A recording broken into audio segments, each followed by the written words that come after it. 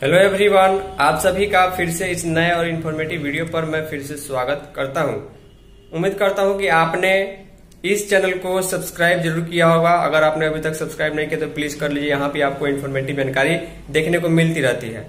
आज के लिए बिहार की आंगनबाड़ी के संबंध में, सेविका सहायिका मानदेय पोषाहार के संबंध में, पोषण ट्रैकर ऑनलाइन ऑफलाइन के संबंध में, पोषण ट्रैकर का new update, new version, ICDS का कोई लेटर, समीक्षात्मक बैठक या फिर मुख्यमंत्री द्वारा मानदेय बढ़ोतरी घोषणा या फिर आंगनबाड़ी के संबंध में कोई विशेष सुविधा के संबंध में जानकारी हो, निरीक्षण के संबंध में जानकारी हो, उसके बारे में आपको इस वीडियो में जानकारी देखने को मिलेगी।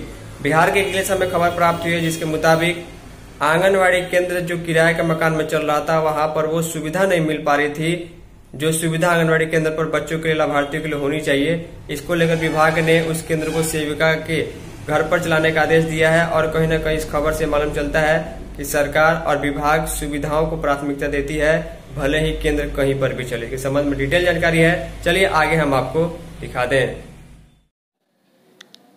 तो सबसे पहले मैं आप लोगों से इस वीडियो को दिखाने के पहले जो है उम्मीद करूंगा कि आप लोग चैनल को सब्सक्राइब जरूर कीजिएगा। देखिए, खबर है कि किराए के भवन में आंगनबाड़ी केंद्र को नहीं मिल रही थी सुविधा, सेविका के मकान में शिफ्ट किया गया। यानी कि सबसे पहले दिक्कत यह है कि किराए का मकान जो है जहां केंद्र चलाना चाहिए वहां जल्दी मिलता नहीं है। मिलने के बाद भी केंद्र में वो सुविधा नहीं मिल पाती है जो किराए के मकान में चलते हैं, क्योंकि किराया का पैसा जल्दी समय पर सेविका को मिलता नहीं है, मकान मालिक के खाते में आता नहीं है और किराया भी महंगा होता है। इसको लेकर शीर्षक के ग्रामीणों की मांग, केंद्र को फिर से किसी सार्वजनिक या सुगम स्थल पर ही स्थानांतरित किया जाए। बिहार के एक जिले की खबर है, डिटेल में हम आपको दिखाते हैं।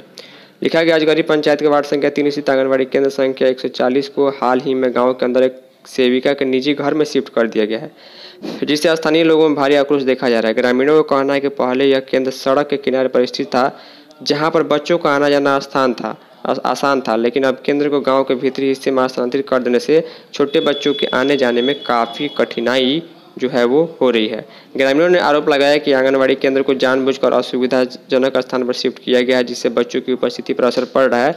इस संबंध में आंगनबाड़ी सेविका ने बताया कि पूर्व का किराए का कमरा बच्चों के बैठने के योग्य भी नहीं था। न कमरे में न खिड़की थी, न रोशनी होती, न ही वेंटिलेशन था। गर्मियों में वहाँ बैठना मुश्किल हो जाता था, जिससे बिजली कटने पर दम घुटने जैसी स्थिति बन जाती थी। जाड़े के दिनों में कमरे में धूप तक नहीं आती थी। सेविका ने बताया कि मकान मालिक को कई बार शिकायत दी गई और कमरे को सुधारने का अनुरोध किया गया, लेकिन सिर्फ आश्वासन मिल रहा था। अब जो यहाँ पर इसके संबंध में ऑफिस का निर्देश है कि जहाँ भी केंद्र चले किराए के मकान में, वो कमरा हवादार होना चाहिए, खेलने के लिए जगह होना चाहिए, पेयजल की सुविधा होनी चाहिए, खाना बनाने के लिए जगह होना चाहिए और रोशनी युक्त होनी चाहिए। तो इसको लेकर मामले में प्रभारी CDPO ने स्पष्ट किया कि यदि कोई किराए का कमरा हवादार और रोशनी से वंचित है तो उसे तत्काल बदलना चाहिए, क्योंकि सरकार इसके लिए भुगतान जो है वो करती है कि बच्चों और जो है सभी लाभार्थियों को सुविधा मिले। तो ये सारी चीज़ें थी। उम्मीद करूंगा कि आपको चीज़ें समझ में आई होंगी। किराए के संबंध में खबर थी। आने वाले दिनों में आपको और अच्छी खबर देखने को मिलेगी। इस वीडियो में इतना ही।